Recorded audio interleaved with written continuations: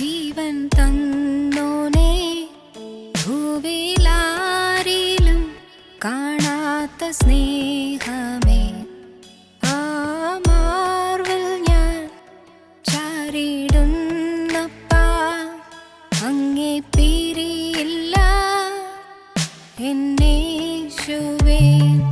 പ്രാണൻ പോവോളം ജീവൻ തന്നോനേ, ഭൂവിലാരിലും കാണാത്ത സ്നേഹമേ, ആ മാർവിൽ ഞാൻ ചാരിടുന്നപ്പാ, അങ്ങേ പിരിയില്ല എന്നേശുവേ.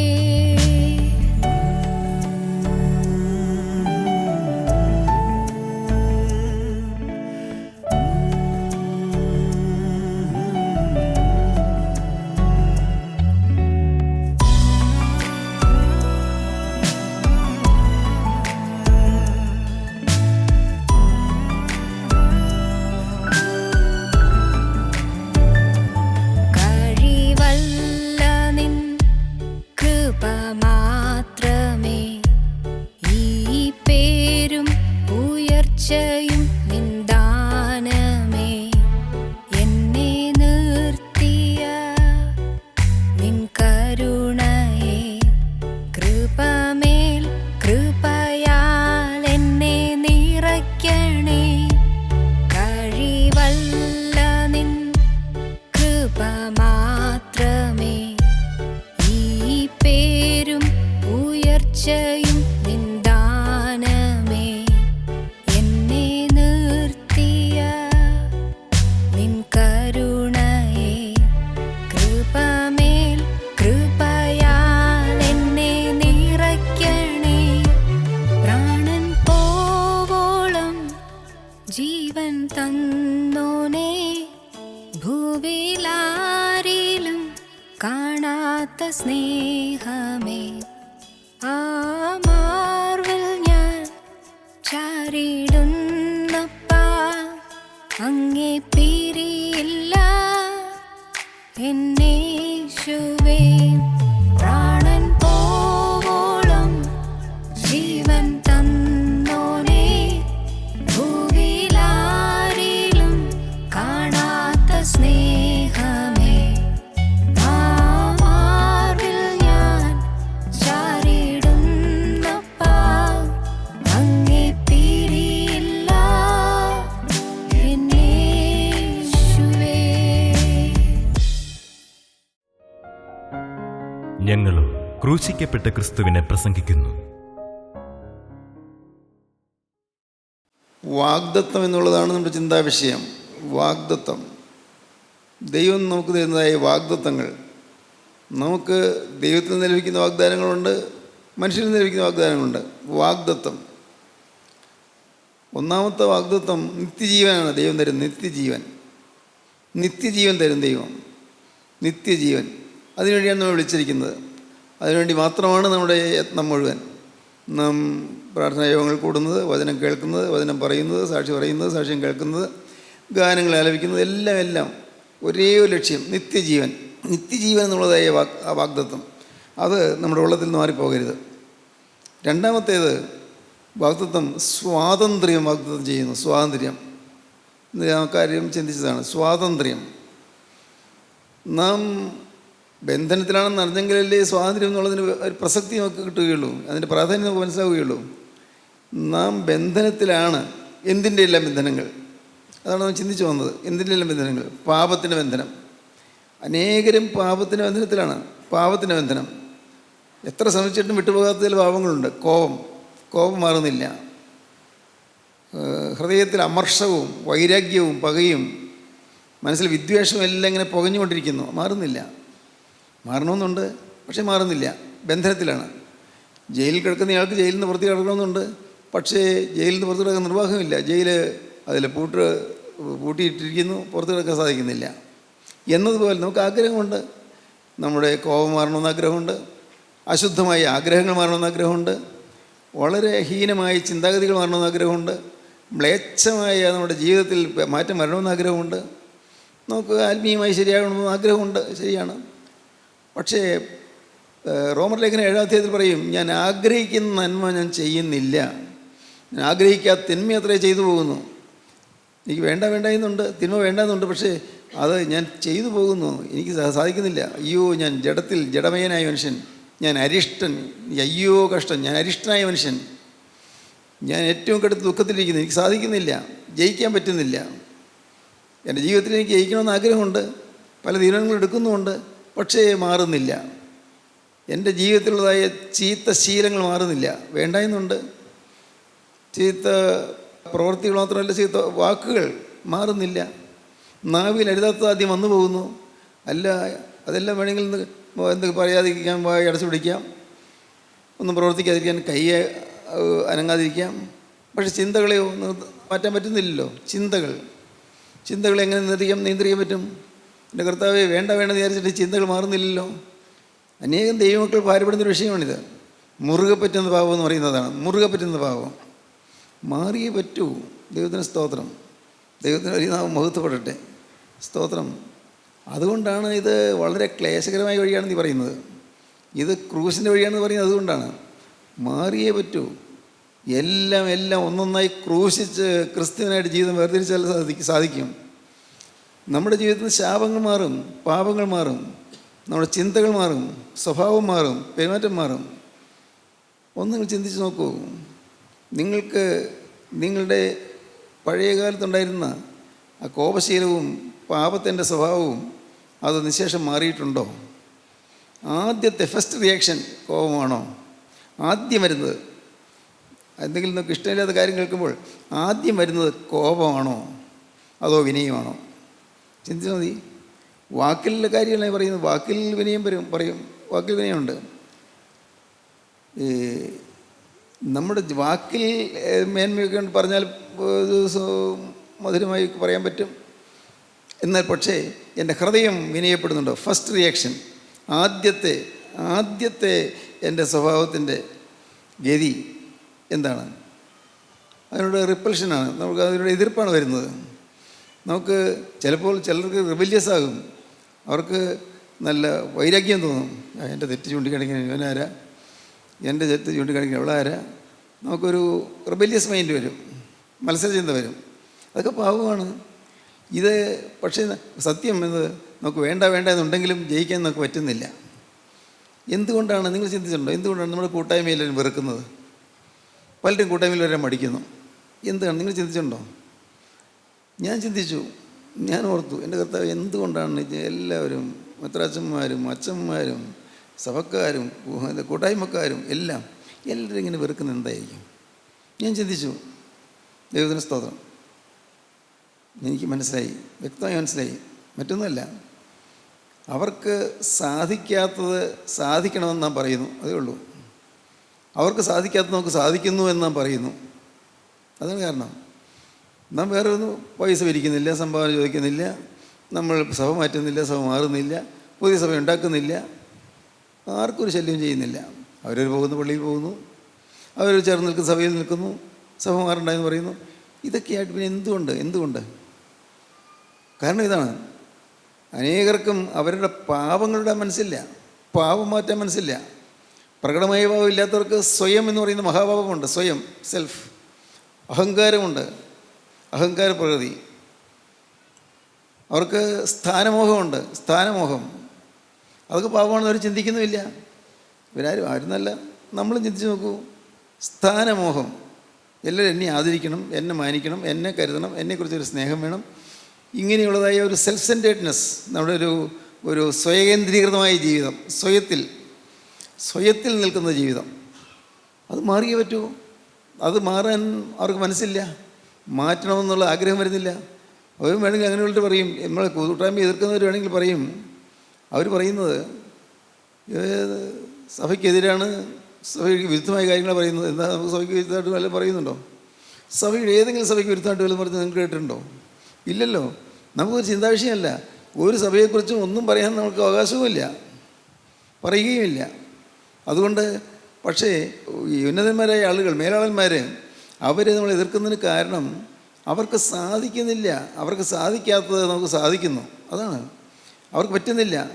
ജയമില്ല, ജീവിതത്തിൽ ജയമില്ല. ഒരുപക്ഷെ പ്രകടമായി പാപത്തിൻ്റെ കുഴപ്പം ഉണ്ടായിരിക്കില്ല, പക്ഷേ ഈ സെൽഫ് എന്ന് പറയുന്നതിൻ്റെ ഭീകരമായ അടിമത്തത്തിലായിരിക്കും അവർ. ഭീകരമായ അടിമത്തം, അതോ ശാപകരമാണ് താനും. പാപത്തിൽ നിന്ന് വിടുവിക്കുന്നു സ്വാതന്ത്ര്യം, പാപത്തിൽ നിന്ന് സ്വാതന്ത്ര്യം. പിന്നെ നാം ചിന്തിച്ചത് ശാപത്തിൽ നിന്ന് സ്വാതന്ത്ര്യം, ശാപങ്ങളിൽ നിന്ന് സ്വാതന്ത്ര്യം. അനേക കുടുംബങ്ങൾ നട്ടം ചെയ്യുന്നുണ്ട് ശാപം മൂലം. ഏതോ ഒരു കാലത്ത് വരുത്തി വെച്ച ശാപം, ഞാൻ കഴിഞ്ഞ ദിവസം പറഞ്ഞല്ലത്, ഒരു കാലത്ത് പഴയ കാലത്ത് നമ്മുടെ കാരണവന്മാർ, നമ്മുടെ പൂർവികന്മാർ വരുത്തി വെച്ചതായ ചില ശാപങ്ങൾ. ആ ശാപങ്ങൾ ഇന്ന് നമ്മെ, മക്കളെ വേട്ടയാടുന്നു, മക്കളെയും മക്കളെയും വേട്ടയാടുന്നു. ഇതൊന്നും ആരും അറിയുന്നില്ല. ഓരോ അന്യായമായി സമ്പാദിക്കുമ്പോൾ, അഴിമതി നടത്തി രൂപ ഉണ്ടാക്കുമ്പോൾ, അതല്ലെങ്കിൽ കൈക്കൂലി വാങ്ങി രൂപ ഉണ്ടാക്കുമ്പോൾ അന്നിരുന്ന് അറിയുന്നില്ല, ഇത് എൻ്റെ മക്കൾക്ക് ദോഷമാണല്ലോ, എൻ്റെ കുഞ്ഞുങ്ങൾക്ക് ഇത് അപകടമാണല്ലോ, അവർക്ക് വേണ്ടി ഞാൻ ദുരിതം ഡിപ്പോസിറ്റ് ചെയ്യുകയാണല്ലോ എന്ന് അറിയുന്നില്ല. ദൈവത്തിന് സ്തോത്രം. നമ്മുടെ കൂട്ടായ്മയിൽ ചിലർ, എനിക്കറിയാം, അവർ ചെയ്യുന്ന ജോലി വേണ്ടായെന്ന് വെച്ചു, പറ്റുന്നില്ല, ആ ജോലി വിശ്വസ്തമായിട്ട് ചെയ്യാൻ നിർവാഹമില്ല. ഒരാൾ പറഞ്ഞു, എനിക്ക് റേഷൻ കടയായിരുന്നു, ഞാനത് വിട്ടു ഇത് റേഷൻ കടയുടെ പരിപാടി വിട്ടു. എന്താ വിട്ടേ? ആ റേഷൻ കട നടത്തിക്കൊണ്ട് എനിക്ക് പൂർണ്ണ സത്യസന്ധനായിട്ട് നിൽക്കാൻ പറ്റുന്നില്ല, അതുകൊണ്ട് അത് വിട്ടാലും ശരി, എനിക്ക് യേശുവിനോട് കൂടെ വേണം, യേശുവിൻ്റെ കൂടെ ആകണം. എന്തൊരു സബ്ലൈം തോട്ട്, സബ്ലൈം, ഉദാത്തമായ ചിന്താഗതി, എത്ര ശ്രേഷ്ഠമായ ചിന്താഗതി. നമ്മുടെ ജീവിതത്തിൽ ഏത് സാഹചര്യമാണോ നമ്മുടെ പാവത്തിലേക്ക് കൊണ്ടുപോകുന്നത്, അത് വിട്ടേ പറ്റൂ, ഒരു സംശയവുമില്ല. നമുക്ക് അതിനുള്ള തീക്ഷ്ണത വരണം. ശാപങ്ങൾ മാറണം. അനേകം ശാപങ്ങൾക്ക് മനുഷ്യൻ അടിപ്പെട്ടിരിക്കുന്നു. ദൈവത്തിന് സ്തോത്രം. അനേകം ശാപങ്ങൾ. സാം ജപതര എന്ന് പറയുന്ന ഒരു ദേവദാസൻ എഴുതിയ ഒരു പുസ്തകമുണ്ട്, ശാപങ്ങൾ. സാം ജപതര എഴുതിയ പുസ്തകമാണ്. ചെറിയ പുസ്തകം, വളരെ ചെറിയ പുസ്തകം. ഞാൻ പുസ്തകം വായിച്ചപ്പോൾ ഞാൻ ഓർത്തു, അദ്ദേഹം നമുക്ക് പറയുന്ന കാര്യങ്ങളെല്ലാം അതുപോലെ മനസ്സിലാക്കിയിട്ടുള്ള ഒരാളാണെന്ന് എനിക്ക് തോന്നി. അദ്ദേഹം പറയുകയാണ്, ഒരു വീട്ടിൽ അപ്പൻ വളരെ ക്രൂരമായി പെരുമാറുന്ന മനുഷ്യൻ, ആരോടും ക്രൂരമായിട്ട് പെരുമാറും, വളരെ ഹീനമായിട്ട് പെരുമാറും. ആ അപ്പൻ അങ്ങനെ ചെയ്തെങ്കിലും മക്കൾ നിരപരാധികളാണ്. പക്ഷേ മക്കളുണ്ടായപ്പോൾ, മൂന്നാമത്തെ തലമുറയായി മക്കളുണ്ടായപ്പോൾ, ചിലർ അംഗഭംഗത്തോടെ, ചിലർ സംസാരിക്കാൻ പറ്റാത്തവർ, ചിലർ കണ്ണുകാഴ്ചയില്ലാത്തവർ, ചിലർ നടക്കാൻ വയ്യാത്തവർ, ചിലർ ഒരു പ്രായമാകുമ്പോഴേക്കും പെട്ടെന്ന് ഒരു കാരണം കൂടാതെ മരിച്ചു പോകുന്നു. ഇങ്ങനെ അടുത്ത മൂന്നാം തലമുറയിലേക്ക് വന്നപ്പോഴേക്കും ഈ അപകടങ്ങളൊക്കെ സംഭവിക്കുന്നു. ആ പാവം നിരപരാധികൾ അവർ ഈ അപകടം നേരിട്ടു. അവരൊക്കെ അറിയാൻ പാടില്ല, മനുഷ്യർക്ക് അറിയാൻ പാടില്ല. അപ്പൻ്റെ കാലത്ത് ചെയ്തു വെച്ച ഒരു വലിയ അപകടം, വലിയ തെറ്റ്. പൂർവികന്മാരിൽ നിന്ന് ഇത് നമ്മിലേക്ക് സംക്രമിച്ചു വരുന്നു. ദൈവത്തിന് സ്തോത്രം. ഇതൊക്കെ ഇങ്ങനെ മാറാൻ പറ്റുക? ഈ ശാപങ്ങൾ ഇങ്ങനെയാണ് മാറാൻ പറ്റുക? ദൈവത്തിന് സ്തോത്രം. മാറണമല്ലോ. അതിനെന്താ പോംവഴി വളരെ ലളിതമാണ്. ക്രിസ്തു അകത്ത് വന്നാൽ ഇതെല്ലാം മാറും. അപ്പൻ്റെ അപ്പനോ അമ്മയുടെ അമ്മയോ ആരെല്ലാം എന്തെല്ലാം ചെയ്തെങ്കിലും അതിൻ്റെ ശാപങ്ങളെല്ലാം നമ്മിൽ നിശേഷം മാറും ക്രിസ്തു അകത്ത് വന്നാൽ. യേശു ക്രിസ്തുവിൻ്റെ തിരക്തം നമ്മളെ തൊട്ടാൽ ഇതെല്ലാം മാറും. അപ്പോൾ അതിനെന്താ വേണ്ടത്? ഞാൻ എന്നെ തന്നെ സമർപ്പിക്കണം, വേറൊന്നും വേണ്ട. ലളിതമല്ലേ? എന്നെ തന്നെ ഞാൻ സമർപ്പിക്കുക. കർത്താവേ, എനിക്കറിയാവുന്നിടത്തോളം ഞാൻ മുഴുവനായി എന്നെ നിനക്ക് തരികയാണ്. ഞാൻ പറയുമ്പോഴും കർത്താവ് എനിക്കറിയാം, പൂർണ്ണതയുള്ളതല്ല, എൻ്റെ സമർപ്പണത്തിൽ അപാകതയുണ്ട്.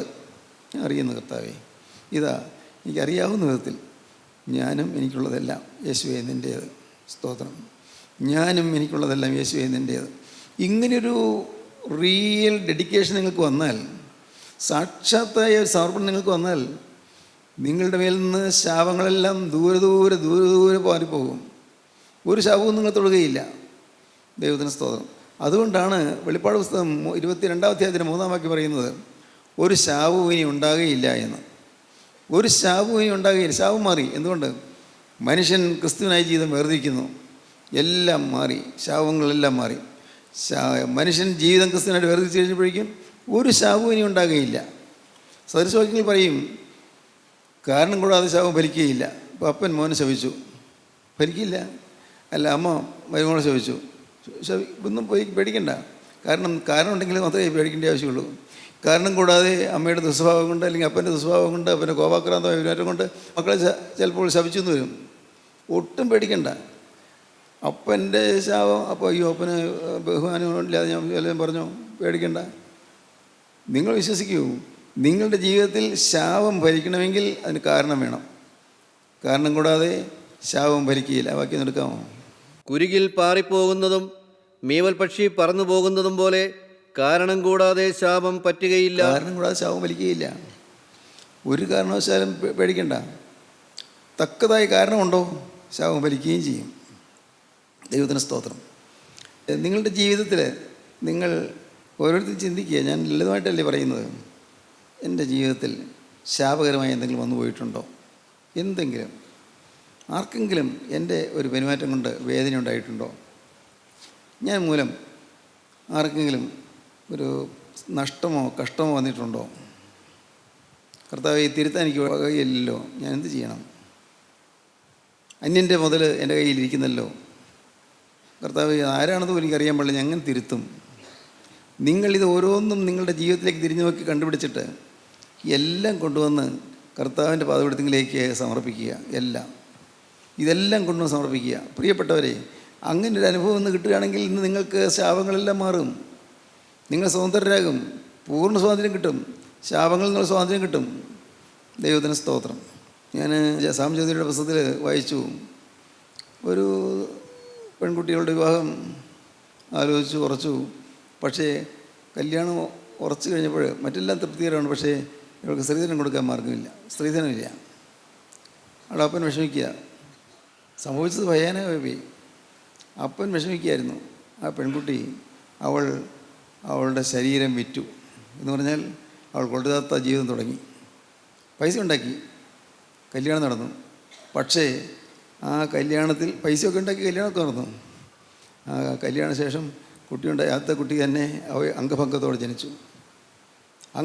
ജനിച്ചു. ചില കേടുകൾ, ചിലപ്പോൾ ശിശുവായിരിക്കുമ്പോൾ തന്നെയുള്ള ഹാർട്ടിന് തകരാറാകാം, ശിശുവായിരിക്കുമ്പോൾ തന്നെയുള്ള കിഡ്നി തകരാറാകാം. ആർക്കറിയാം എന്തെല്ലാം സംഭവിക്കും? അല്ലെങ്കിൽ മനോരോഗം, മാനസിക ദൗർബല്യം. ഇതെല്ലാം വരുന്നതിൻ്റെ പിന്നിൽ പൈശാചികൻ്റെ കൈയുണ്ട്, പിശാചിൻ്റെ കൈയുണ്ട്. നമ്മുടെ മക്കളിൽ നിന്ന് ഇങ്ങനെയുള്ള ദുരിതങ്ങളെല്ലാം മാറാൻ നാം യേശുക്രിസ്തുവിനായി നമ്മുടെ ഈ ആളത്വം സമ്പൂർണ്ണമായിട്ട് അങ്ങ് ഏൽപ്പിച്ച് കൊടുക്കണം. എന്തിനു മടിക്കണം? ഇന്നെന്ന പോലെ ഒരു ദിവസം നാം പോവുകയില്ലേ? എല്ലാം വിട്ടു പോകുമല്ലോ. മടിക്കണ്ട. ഇന്ന് ഇത് കേട്ടുകൊണ്ടിരിക്കുമ്പോൾ തന്നെ നിങ്ങൾക്ക് നിങ്ങളുടെ ജീവിതം ക്രിസ്തുവിൻ്റെ കരങ്ങളിലേക്ക് കൈമാറാം. കർത്താവ്, ഈ നിസ്സാരമായ ജീവിതം, ഈ ചുരുങ്ങിയ ആയുസ്, യേശുവേ, ഇനി നിനക്ക് വേണ്ടി മാത്രം, എനിക്ക് വേണ്ടി മാത്രം ജീവിച്ച ജീവിതമായിരുന്നു കർത്താവേ. അത് നിനക്കറിയാമല്ലോ, ഞാനും ഇപ്പോൾ അറിയുന്നു. എനിക്ക് വേണ്ടി ജീവിച്ച ജീവിതം, എൻ്റെ പേര്, എൻ്റെ പ്രശസ്തി, എൻ്റെ സ്ഥാനം, എൻ്റെ മാനം, എൻ്റെ ബഹുമതി, എൻ്റെ മാന്യത എന്ന് വേണ്ട, എനിക്ക് വേണ്ടി മാത്രം ജീവിച്ച ജീവിതം, അതിതാ ഞാൻ കർത്താവേ ഞാൻ താഴെ വയ്ക്കുന്നു. അത് കർത്താവേ നിൻ്റെ പാദപീഠത്തേക്ക് കൊണ്ടുവന്ന് വയ്ക്കുന്നു. ഇപ്പോൾ കർത്താവേ, സ്വർഗത്തിന് തീ ഇറങ്ങി അതെല്ലാം കത്തിച്ച് കളയണമേ. ദൈവത്തിന് സ്തോത്രം. ഇങ്ങനെ നിങ്ങൾ പ്രാർത്ഥിച്ച് നിങ്ങൾ സമർപ്പിക്കുമ്പോൾ അത്ഭുതകരമായ ഒരു വിടുതൽ നിങ്ങൾക്കുണ്ടാകും. അത്ഭുതകരമായ വിടുതൽ, അത്യത്ഭുതകരമായ സമാധാനം നിങ്ങൾക്കുണ്ടാകും. നിങ്ങൾ സ്വതന്ത്രമായി തീരും. സ്വാതന്ത്ര്യം എല്ലാം അഴിഞ്ഞു പോയി എന്ന് വരുമ്പോൾ എന്തൊരു സ്വാതന്ത്ര്യമാണ്. ദൈവത്തിന് സ്തോത്രം. പാവങ്ങളെല്ലാം തുറന്നു പറഞ്ഞു. അത് കഴിഞ്ഞ് കർത്താവ് അനുതാപം സ്വീകരിച്ചു. കർത്താവ് അവർ അനുഭവിച്ചത് കണ്ടു. പാവത്തെക്കുറിച്ചുള്ള ബോധം വന്നത് കർത്താവ് കണ്ടു. കർത്താവ് സന്തോഷമായി സ്തുതിച്ചു. ആത്മാവ് ബന്ധനമെല്ലാം അഴിഞ്ഞ് പറന്നുയരുന്നു. അപ്പോൾ ഉണ്ടാകുന്ന സന്തോഷം എന്താണ്? എന്തൊരു സന്തോഷം! എല്ലാം കെട്ടുകഴിഞ്ഞു, എല്ലാ ബന്ധനം അഴിഞ്ഞു. ബന്ധങ്ങളുണ്ടായിരുന്നു, പാവങ്ങളുണ്ടായിരുന്നു, എല്ലാം അഴിഞ്ഞു കഴിഞ്ഞു. എന്തൊരു സന്തോഷം!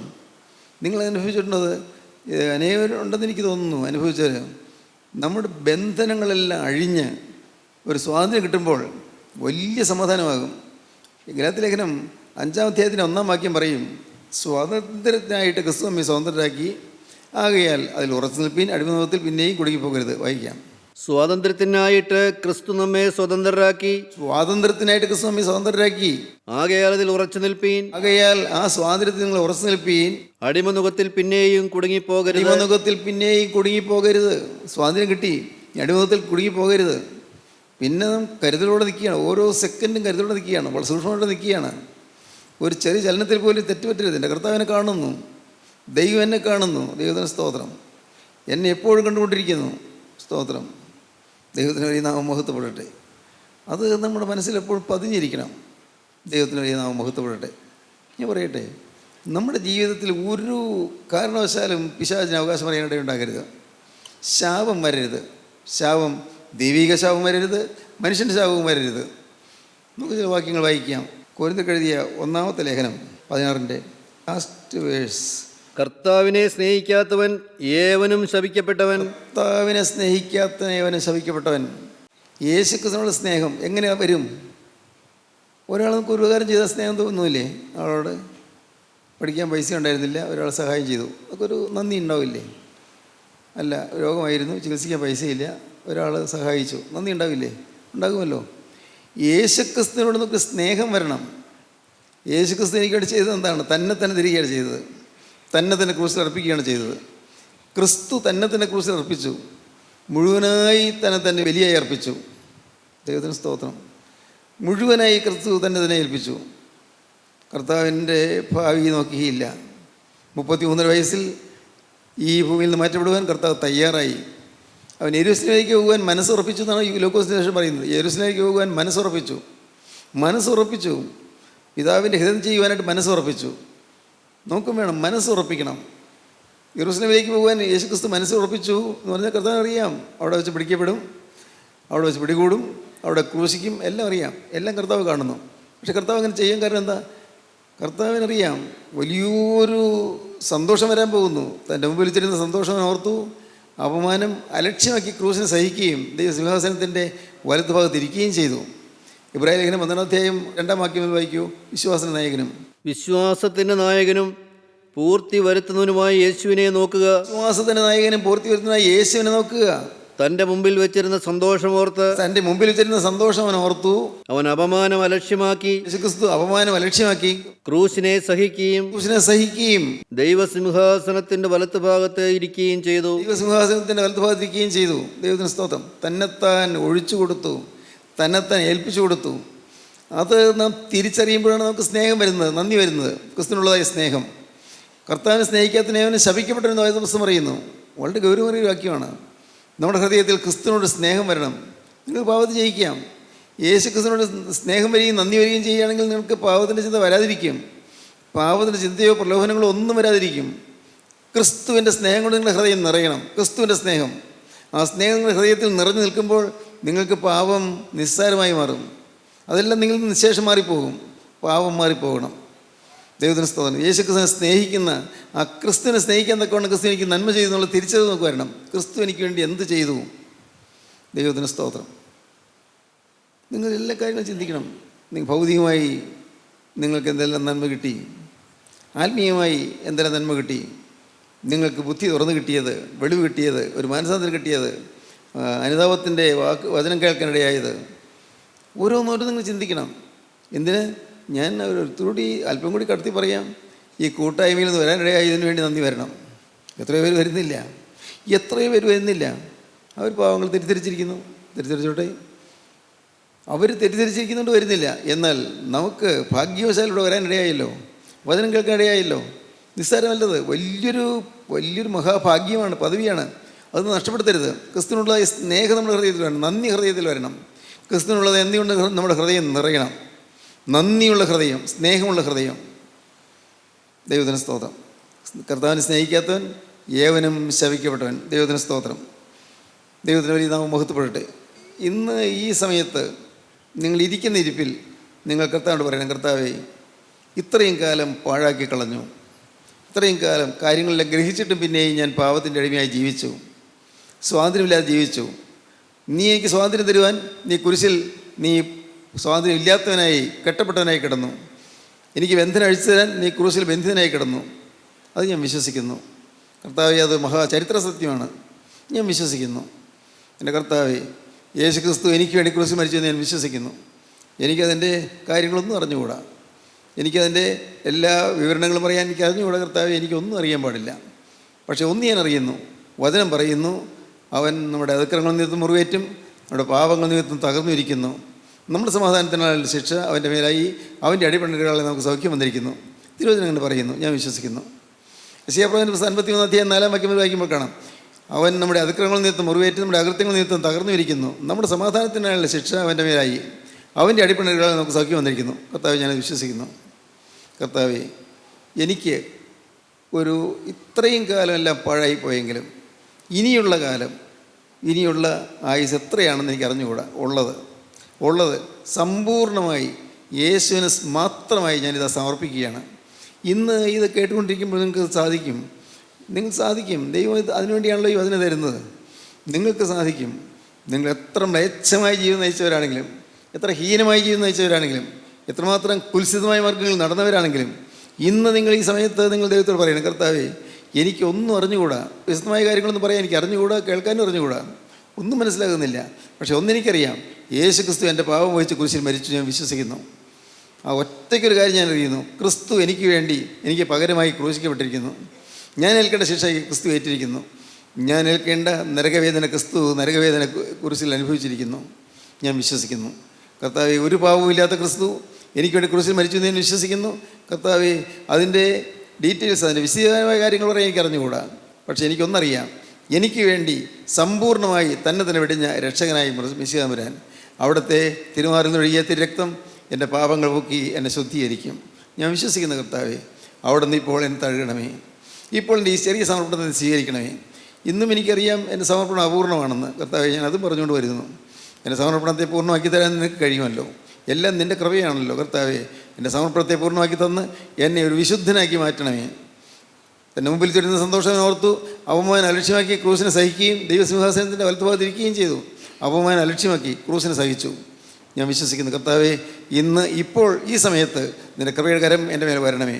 പ്രാർത്ഥിക്കുമോ? നിങ്ങൾ പ്രാർത്ഥിച്ചാൽ, ഉള്ളൊഴിഞ്ഞ് പ്രാർത്ഥിച്ചാൽ കർത്താവ് പ്രാർത്ഥന കേൾക്കും. കാരണം കർത്താവ് നിങ്ങളെ കാണാൻ വന്നിട്ടുണ്ട്. സ്തോത്രം. തൻ്റെ നടുത്തിലേക്ക് സന്ദർശിക്കാൻ കർത്താവ് വന്നിട്ടുണ്ട്. തൻ്റെ തോട്ടം നനയ്ക്കാൻ കർത്താവ് വന്നിട്ടുണ്ട്. ദൈവത്തിന് സ്തോത്രം. തോട്ടത്തിലെ കളകൾ പറിച്ചു കളയാൻ കർത്താവ് വന്നിട്ടുണ്ട്. താൻ നട്ട നടുതല നല്ലപോലെ വളർന്ന് നല്ല ഫലം കഴിക്കുമെന്നൊക്കെ കർത്താവ് ആഗ്രഹിച്ചുകൊണ്ട് വന്നിട്ടുണ്ട്. വിശ്വാസത്തോടെ പ്രാർത്ഥിക്കൂ. നമുക്ക് പ്രാർത്ഥിക്കാം. കാരുണ്യവനായ ഞങ്ങളുടെ സ്വർഗീയ പിതാവേ, ഈ മനോഹരമായ സമയത്തിനായി ഞങ്ങൾ നിന്നെ സ്തുതിക്കുന്നു, ഞങ്ങൾ നിന്നെ സ്തോത്രം ചെയ്യുന്നു. യേശുനാഥ, നിൻ്റെ അത്ഭുത വചനങ്ങൾ കേൾക്കുവാനും നിൻ്റെ വചനത്തിൻ്റെ മർമ്മങ്ങൾ ഗ്രഹിക്കുവാനും നീ ഞങ്ങളെ വിളിച്ചു ചേർത്തിനായി ഞങ്ങൾ നിന്നെ സ്തുതിക്കുന്നു. അപ്പോൾ എല്ലാവരുടെയും ഉൾക്കണ്ണ് തുറക്കണമേ, അനുഗ്രഹം പകരണമേ. യേശുനാഥ, നിൻ്റെ മഹത്വമേറിയ വചനത്താൽ ഓരോരുത്തരും പരിശുദ്ധമാക്കപ്പെടണമേ. ജീവിത വിശുദ്ധി അനുഭവിക്കാൻ ഭാഗ്യം നൽകണമേ. അവിടെ രണ്ടാമത്തോട് വേണ്ടി മക്കളെല്ലാവരെയും ഒരുക്കണമേ. യേശുക്രിസ്തുവിൻ്റെ പരിശുദ്ധമായ നാമത്തിൽ പ്രാർത്ഥിക്കുന്ന കൃപയോടെ കേൾക്കണമേ. ആമീൻ. ഹല്ലേലൂയ.